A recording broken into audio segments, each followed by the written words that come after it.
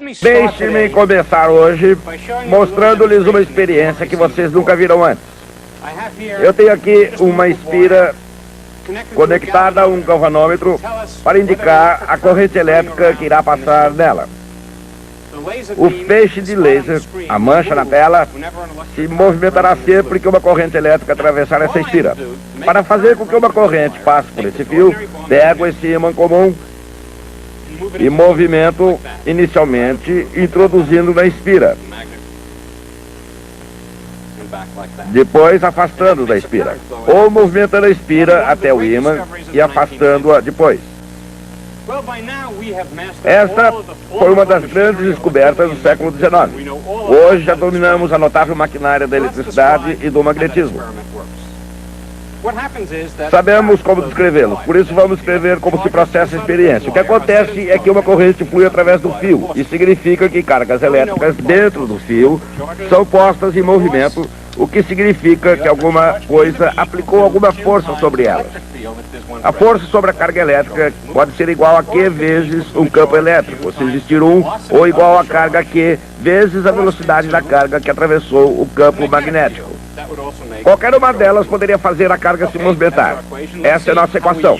Vejamos como utilizá-la para descrever a experiência que acabamos de observar. Existem duas possibilidades. Uma, a espira fica parada, sem movimento, e movimentamos o ímã até ela. Isso provoca um fluxo da corrente. Nesse caso, as cargas na espira não estavam em movimento. Portanto, não pode ter sido o campo magnético do ímã que as fez movimentarem. Mas como elas realmente se movimentaram, havia, portanto, um campo elétrico. Assim, concluímos que um campo magnético variável, causado pelo movimento do ímã, produziu um campo elétrico. Esta foi a grande descoberta de Faraday, a indução eletromagnética no século XIX, e essa é uma explicação dessa experiência. Mas existe uma outra explicação completamente diferente e independente que vamos mostrar agora. Suponhamos manter o ímã parado e movimentamos a espira. É claro que acontece exatamente a mesma coisa. Mas nesse caso não temos um ímã em movimento nem um campo magnético variável. Na verdade, as cargas da espira que estão se movendo como um todo, porque estamos movendo a espira. Elas possuem a velocidade V. Essa velocidade no campo magnético do ímã produz uma força que faz com que a corrente flua. Isso também explica a experiência que acabamos de observar. Assim, esses dois fenômenos diferentes, ou seja, a espira parada e o ímã em movimento, e o ímã parado e a espira em movimento, são, na verdade, dois fenômenos completamente distintos e independentes, com explicações totalmente diferentes. Quando Albert Einstein percebeu isso, disse: "Vamos, pessoal, vocês só podem estar brincando. Qualquer um pode ver que isso é uma coisa só." Foi, portanto, essa simples experiência que assinalou o ponto de partida da teoria da relatividade. Não foi a experiência de Michelson e Morley, nem qualquer experiência exótica para detectar o movimento da Terra através do éter, mas esse pequeno e simples fenômeno que todos naturalmente conheciam, mas que deixou preocupado nada menos do que Albert Einstein. E o que preocupava Einstein não era que tivéssemos dificuldade em explicar esses fenômenos. Essa equação os explica perfeitamente em todos os casos. O que o preocupava era essa falha na perfeição intrínseca da teoria. E o que ele fez foi produzir uma teoria, a teoria da relatividade espacial, que possuía essa perfeição interna. E é exatamente essa teoria que vamos estudar agora.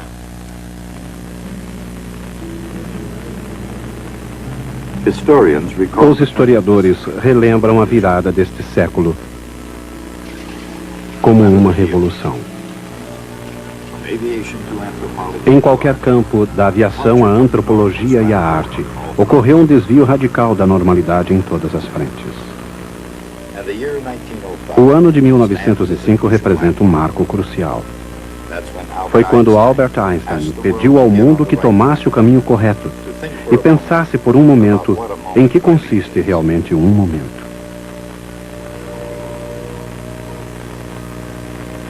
O tempo é relativo, disse ele, bem como a noção de simultaneidade de eventos. Na relatividade de Einstein, que é uma realidade, não importando como seja vista, a simultaneidade é uma questão de opinião.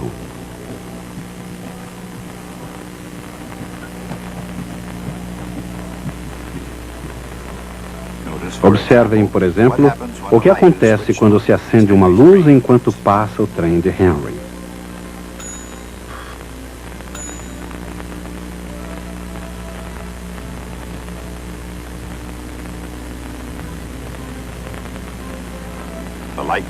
A luz alcança a frente e a traseira do trem ao mesmo tempo.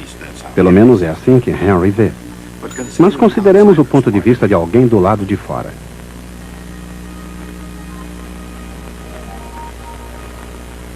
Para Albert, no chão, a parede traseira se aproxima da luz enquanto a parede dianteira dela se distancia.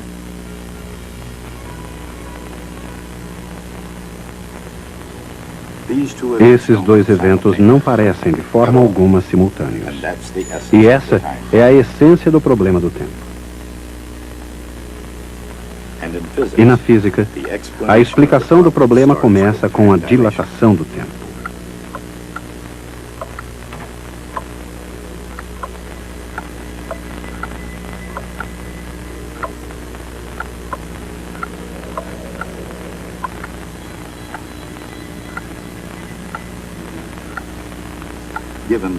Tendo em vista a constância da velocidade da luz, não resta a menor dúvida que um simples relógio de luz em movimento se atrasa por um fator gama.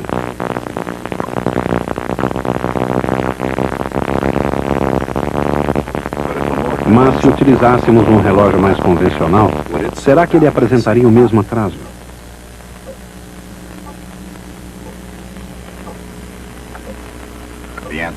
A resposta é oportuna, pois se só o relógio de luz atrasar, será possível comparar o tempo marcado pelos dois. Assim, se o tempo fosse o mesmo, eles estariam em repouso.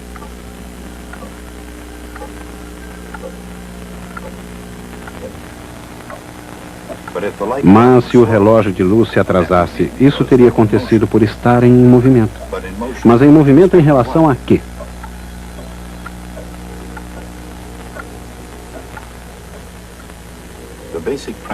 A premissa básica da relatividade é que não pode haver movimento absoluto nem repouso absoluto. E se essas condições não existem, não há experiência que possa detectá-las. Assim, se a teoria da relatividade é correta, cada relógio do universo deve comportar-se exatamente como um relógio de luz. E isso não é uma descoberta que se refere exclusivamente a relógios. Esse é um fato sobre a natureza do próprio tempo.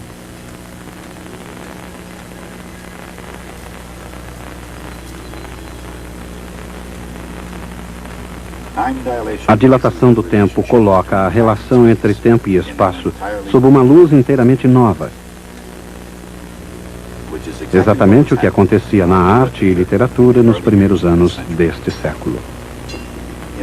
Na arte, assim como na ciência, a ideia de tempo e espaço era agora mais do que uma ilusão passageira.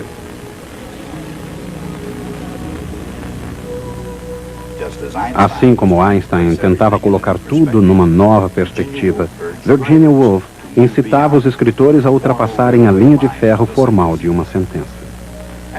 Nenhum escritor inovou mais em matéria de tempo e espaço que James Joyce. Assim como o mundo de Einstein, escreveu o crítico Edmund Wilson, o mundo de Joyce está em constante transformação, sendo percebido por diferentes observadores em tempos diferentes. E isso aconteceu com todos, cientistas e artistas, músicos e matemáticos, poetas e filósofos. E a teoria da relatividade de Einstein foi pelo menos tão longe quanto qualquer imaginação criativa. Na trilha da relatividade, a velocidade não só altera a natureza das coisas, ela altera também a maneira pela qual as coisas são percebidas. Isso porque a relatividade de Einstein é uma teoria do movimento e de como ele é visto por diferentes observadores. A teoria aplica-se a qualquer lugar, até mesmo o Brooklyn, e inclui todos os observadores, até mesmo um bom esportista como Henry. Dizem que Henry é muito rápido na bola e deseja ardentemente jogar pelos Brooklyn Dodgers. Ele se prepara para isso.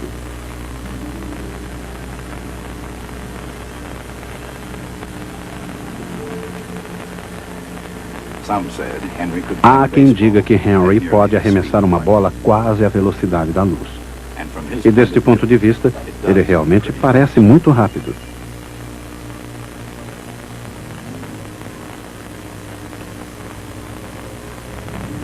Mas do local onde se encontra seu companheiro Albert, ele parece mais rápido ainda.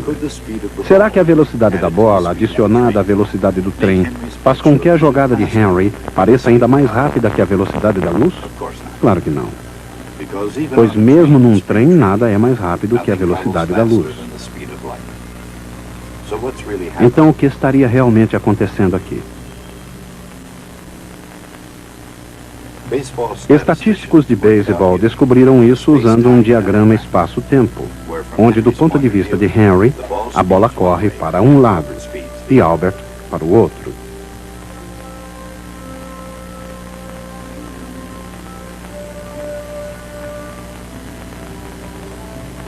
Como a distância é um eixo e o tempo o outro, a velocidade v', pode ser vista como a inclinação de cada linha, assim como a velocidade da luz é fornecida pela inclinação de sua linha.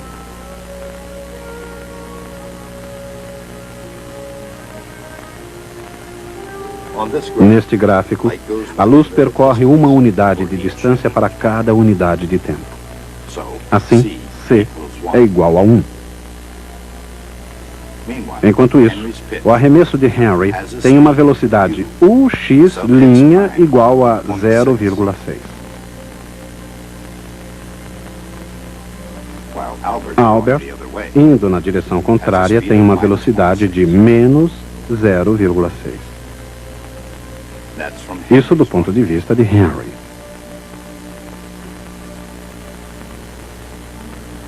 Por outro lado, para Albert, a velocidade da luz permanece a mesma, mas todas as outras velocidades são transformadas porque todas as inclinações são medidas sobre eixos inclinados.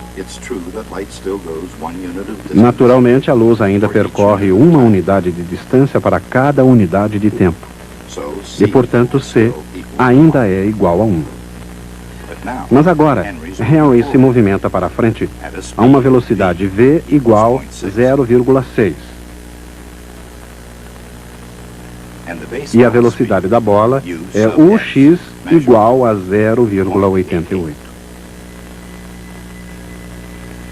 Na estranha aritmética da relatividade, não importa de que maneira a observemos, quando uma velocidade é adicionada a outra, o resultado é sempre menor que a velocidade da luz.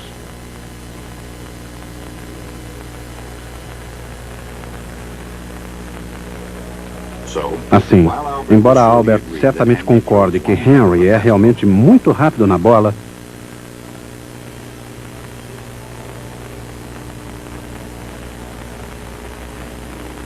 podemos sempre jogar um pouco de luz sobre a questão, com a certeza de que chegará primeiro. Mesmo na direção do movimento relativo, os componentes da velocidade jamais somam uma velocidade maior que a velocidade da luz. E a transformação da velocidade afeta os componentes perpendiculares ao movimento, pois, embora as distâncias permaneçam as mesmas, o tempo muda de um sistema para outro.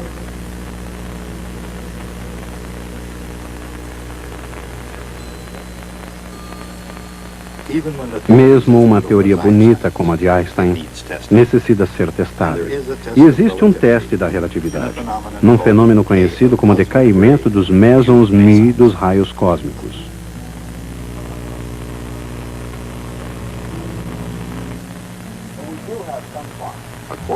Há um quarto de século atrás, o Dr. David Frisch, do Massachusetts Institute of Technology, e o Dr. James Smith, da Universidade de Illinois, filmaram uma experiência clássica provando a realidade da dilatação relativística do tempo.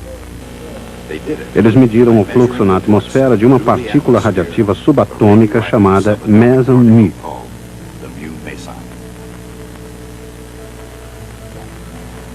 Produzida no ponto mais alto da atmosfera da Terra, por raios cósmicos vindos do espaço exterior, os mesons μ descem a uma velocidade próxima à velocidade da luz. Mas experiências de laboratório, como essa feita por Smith, mostram que os mesons μ se desintegram naturalmente, depois de uma vida média de apenas 2 milionésimos de segundo. Isso significa que mesmo desenvolvendo uma velocidade próxima à velocidade da luz, eles não podem ir muito longe através da atmosfera antes de decaírem. Ou, em outras palavras, quando Frisch e Smith observaram 568 mesons μ em seu detector, no alto do Monte Washington, calcularam que apenas 27 por hora deveriam chegar à base da montanha.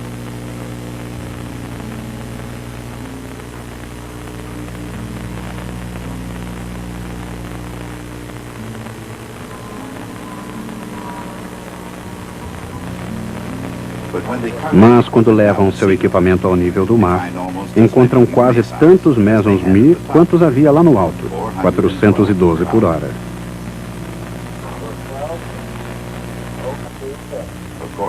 Frisch e Smith não se surpreendem, é claro. A razão para essa discrepância é explicada pela teoria da relatividade.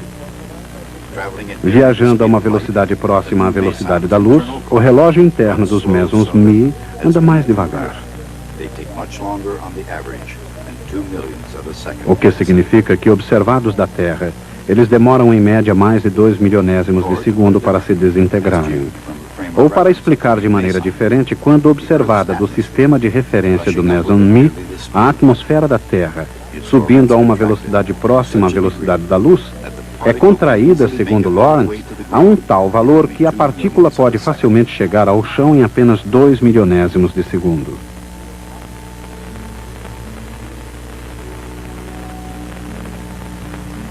Dois irmãos gêmeos, nascidos virtualmente no mesmo tempo e no mesmo lugar, são superficialmente muito semelhantes. Mas por dentro podem revelar-se tão diferentes quanto o dia e a noite. O fato de serem tão diferentes e ao mesmo tempo tão semelhantes talvez seja o maior dos paradoxos dos gêmeos idênticos. Mas na física, o paradoxo dos gêmeos nos traz à mente outra imagem. E como a teoria de Einstein, começa com um fato extraordinário em relação aos relógios. Não importa há quanto tempo existam.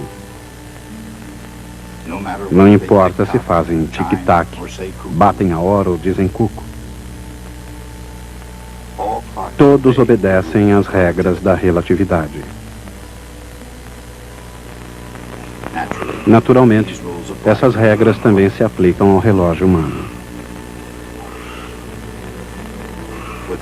Com um dispositivo marcador de tempo conhecido como metabolismo, ele começa a funcionar ainda antes do nascimento e, como era de se esperar, continua funcionando até o fim. Mas o que aconteceria se o relógio humano se movimentasse a uma velocidade próxima da velocidade da luz? Para tentarmos descobrir, consideremos esses gêmeos idênticos, Albert e Henry. Desde o início, seus relógios biológicos começam a funcionar em perfeita sincronização. Mas dentro de pouco tempo, os melhores planos do pai e da mãe saem de sincronização.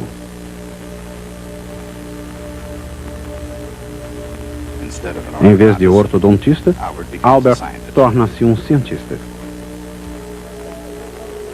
Henry escolhe o que sobrou dos espaços abertos, o próprio espaço.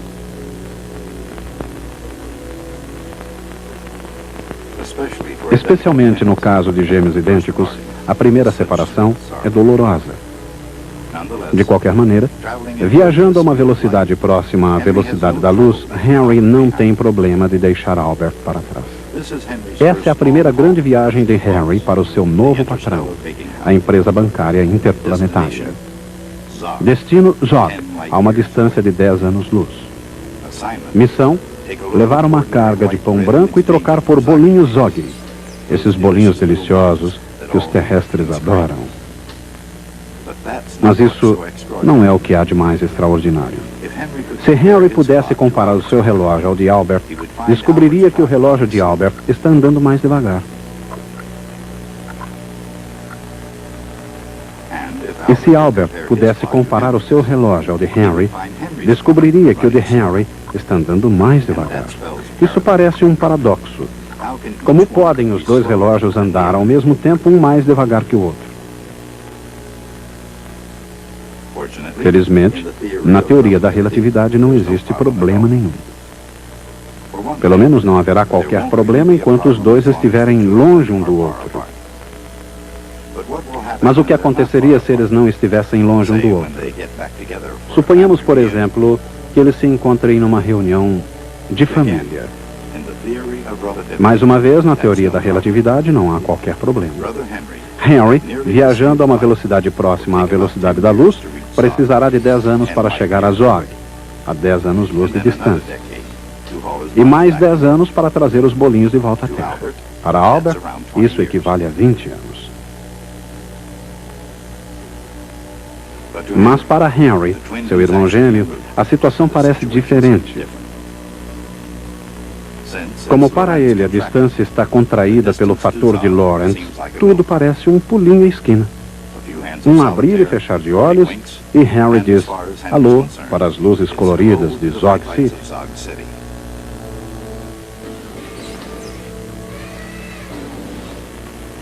Em seguida, com igual rapidez, pois a distância é novamente contraída, volta à Terra com a mesma velocidade. Assim, quando eles comparam seus relógios biológicos, o resultado, embora surpreendente, não encerra nenhum paradoxo. Henry, o gêmeo que viajou para muito longe e está de volta, envelheceu apenas alguns meses. Mas Albert, o gêmeo que jamais deixou seu sistema inercial de referência, envelheceu 20 anos. Que significa que mesmo entre irmãos gêmeos, o tempo é relativo. Tentemos imaginar, se possível, um universo totalmente vazio. Um universo sem absolutamente nada. No universo assim, não faria o menor sentido falar de tempo ou espaço. O próprio conceito de tempo ou espaço seria desprovido de qualquer significado. Se houvesse um único objeto no universo, isso ainda seria verdade. Tempo e espaço não teriam qualquer significado, mas se houvesse dois objetos, podemos nos imaginar dizendo que eles estão se aproximando ou se distanciando um do outro. Estaremos falando então sobre o fluir do tempo e as distâncias. Se houvesse muitos objetos no universo, poderíamos imaginar usando alguns deles para construir um dispositivo capaz de medir o fluxo do tempo ou a distância entre objetos. Mas ainda não faria qualquer sentido, nesse universo, dizer que um objeto está em repouso e que tudo mais está em movimento. Nesse universo, a lei de movimento mais simples que seria possível imaginar diria que cada corpo permanece no seu próprio estado de movimento até que algo interfira nesse estado. Isso é, naturalmente, a lei da inércia. Mas isso deve continuar fazendo sentido no universo em que a luz é capaz de se propagar no vazio. Mas se a luz tem uma velocidade definida, quando observada de um determinado ponto de referência, então existe algo como estado de repouso nesse sistema de referência. E todo o argumento em favor da lei da inércia vai por água abaixo. Não sei se existem outros universos logicamente consistentes, mas no nosso universo, esse problema foi resolvido ao se determinar que a velocidade da luz é a mesma para todos os observadores, independente do seu estado de movimento. Sabemos disso, e é só isso. Podemos deduzir que se houver um par de gêmeos e um deles ficar na Terra, enquanto o outro viaja em alta velocidade para uma estrela distante e volta, o que viajou será mais jovem do que aquele que ficou na Terra. Não é preciso saber muita coisa ou coisa alguma sobre o funcionamento dos relógios, sobre osciladores de cristal de quartzo ou sobre o metabolismo humano. Essas coisas são completamente irrelevantes. Tudo que é preciso conhecer é o princípio da relatividade e a constância da velocidade da luz. Disso posso deduzir que o gêmeo que viajou voltará à Terra mais jovem do que o outro que ficou. Esse é um feito absolutamente notável da lógica humana pura. Essa é a teoria da relatividade. Até a próxima.